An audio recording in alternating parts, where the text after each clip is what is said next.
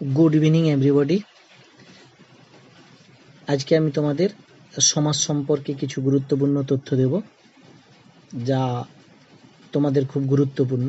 যদিও এখনো পর্যন্ত তোমরা ক্লাস 8, তবুও বলছি গুরুত্বপূর্ণ। তার কারণ হচ্ছে ক্লাস 10-এর যে সিলেবাস রয়েছে তাতে যে গ্রামার পোর্শন রয়েছে তাতে সমাস রয়েছে।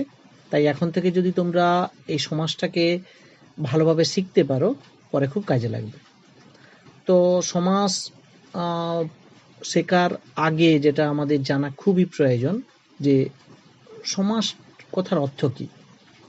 যে সমাস কথার অর্থ হচ্ছে সংক্ষেপ করা, অর্থাৎ কোনো বড় বিবৃতিকে ছোট করে বলা। আর যদি সমাস কথাকে আরও যদি ভেঙে বলা যায়, যে সমপূর্বক হসযুক্ত অ বা ঘঙও তোমরা বলতে পারো, অ বা ঘং যে কোনো একটা বলতে পারো। এবার সমাস শেখার আগে যেটা জানা খুবই প্রয়োজন, তা হলো সমাসের অন্তর্ভুক্ত যে কয়েকটা টার্ম রয়েছে, যে সমস্ত পদ, সমসমান পদ, ব্যাস বাক্য, এই তিনটা অবশ্যই জানা প্রয়োজন। তো সমস্ত পদটা কি না, সমাসে একাধিক পদ মিলিত হইয়া যে একটি নতুন পদ গঠন করে তাকে সমস্ত পদ বলা হয় বা সমাসবদ্ধ পদ বলা হয়। তো এখান থেকে আমরা সমাস কাকে বলে বলতে পারি, যে সমাস হলো দুই বা ততোধিক অর্থপূর্ণ পদের মিলিত হওয়ার পর যে একপদীকরণের যে পদ্ধতি, তার নাম হচ্ছে সমাস। তাহলে সমাসের এখান থেকে আমরা সমাসের দুটো শর্ত পাবো, যে কি না, দুই বা ততোধিক পদের প্রয়োজন। দ্বিতীয় শর্ত কি না, এই দুই বা ততোধিক পদ যেন অর্থপূর্ণ হয় বা অর্থ সম্পর্কে সংযুক্ত হয়, তবে কিন্তু সমাস হবে, নাহলে কিন্তু সমাস হবে না। নাহলে ধরো আমরা যদি বলি কলম, কলম একটি পদ, তো কলম কি সমাস করা সম্ভব? সম্ভব নয়। এবার আমি যেটা দ্বিতীয় পয়েন্টে আসি, যে সমস্যমান পদ কাকে বলে। যে সমাস নির্ণয় করার জন্য বা সমস্ত পদ বা সমাসবদ্ধ পদ নির্ণয় করার জন্য যে সমস্ত পদের সমন্বয় প্রয়োজন, বা যে সমস্ত পদের সমন্বয়ে সমস্ত পদের সৃষ্ট বা সৃষ্টি, তাদেরকে প্রত্যেকটিকে আমি বলবো সমস্যমান পদ। যেমন আমি যদি একটা উদাহরণ বলি, যে বিনা পানিতে যাহার, তিনি বিনা পানি। এখানে বিনা পানি কি না, সমস্ত পদ। বিনা তবে কি না, সমস্যমান পূর্বপদ। পানিতে সমস্যমান উত্তর পদ, আর যাহার আর তিনি সমস্যমান সহায়ক অন্য পদ। এবার আসি ব্যাস বাক্য কি। যে সমস্ত পদের বিশ্লেষণ করিয়া সমাসের অর্থটি যে বাক্যে বা বাক্যাংশের দ্বারা ব্যাখ্যা করিয়া দেখানো হয়, তাকে ব্যাস বাক্য বলা হয়, বা বিগ্রহ বাক্য বলা হয়, বা সমাস বাক্য বলা হয়। ব্যাপারটা একটু কঠিন লাগছে। ধরো আগের যে উদাহরণটা তোমাদের বলেছিলাম, যে বিনা পানিতে যাহার, বিনা পানি। তো এই যে বিনা পানি যে পদটা, একে বুঝিয়ে বলার জন্য একটা বিস্তৃতি করে বলা হয়েছে, যে বিনা পানিতে যাহার, তিনি বিনা পানি।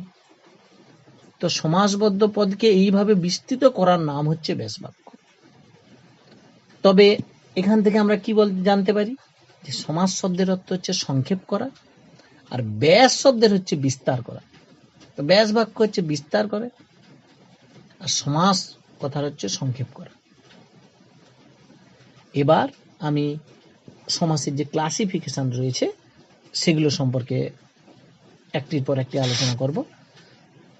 যে প্রথম আমরা জানবো, যে সমাসে যেহেতু ইতিমধ্যে আমরা জানতে পারলাম যে সমাসে দুটো পদ রয়েছে, পূর্বপদ, উত্তরপদ বা পরপদ আমরা বলতে পারি। যে উভয় পদের প্রাধান্য যখন পাবে, তখন তাকে আমি কি সমাস বলবো? দ্বন্দ্ব সমাস। পরপদের প্রাধান্য যদি পায়, তো সেখানে কি কি সমাস হচ্ছে? দ্বিগু সমাস, তৎপুরুষ সমাস, কর্মধারয় সমাস। পূর্বপদের যদি অর্থ প্রাধান্য পায়, সেখানে হবে অব্যয়ীভাব সমাস। যদি অন্য পদের প্রাধান্য পায় তখন হবে বহুব্রীহি সমাস। এবার আমরা দ্বন্দ্ব সমাস নিয়ে আলোচনা করব। তো সাধারণত দ্বন্দ্ব কথার অর্থ কি? যে ঝগড়া বিবাদ, যে ফুচা আর অনিলের যে মারামারি করা টিউশনির এসে সেই দ্বন্দ্ব বোঝায়। আসলে সমাসে দ্বন্দ্ব কথার অর্থ হচ্ছে মিলন। তো দ্বন্দ্ব সমাস কাকে বলবো? যে সমাসে প্রত্যেকটি সমসমান পদের অর্থ প্রধানভাবে বুঝায় তাকে দ্বন্দ্ব সমাস বলবো। বা আরো সহজভাবে যদি বলি, যে সমাসে দুই বা ততোধিক অর্থপূর্ণ শব্দ যুক্ত থাকে এবং উভয় পদের অর্থ প্রাধান্য পায় তাকে দ্বন্দ্ব সমাস বলবো। এবং ওই উভয় পদ ও এবং আর সংযোজক পদ দিয়ে যুক্ত থাকে। বা আরো যদি ভালোভাবে বলা যায়, যে সমাসে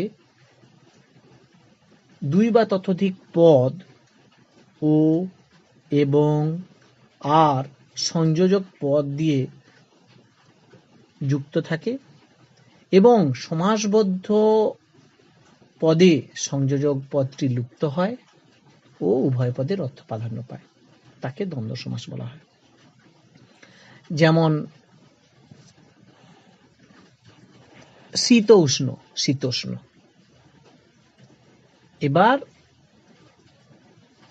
আমরা যেটা জানবো যে দ্বন্দ্ব সমাস মোটামুটি কত প্রকার ও কি কি। দ্বন্দ্ব সমাস মোটামুটি ওই 8 প্রকার। যেমন দুই বিশেষ্য পদের দ্বন্দ্ব, দুই সর্বনাম পদের দ্বন্দ্ব, দুই বিশেষণ পদের দ্বন্দ্ব, দুই ক্রিয়াপদের দ্বন্দ্ব, সমার্থক দ্বন্দ্ব, বিপরীতাত্মক দ্বন্দ্ব বা বিপরীত শব্দের যে দ্বন্দ্ব, অ্যাক্সেস দ্বন্দ্ব ও বহুপদী দ্বন্দ্ব।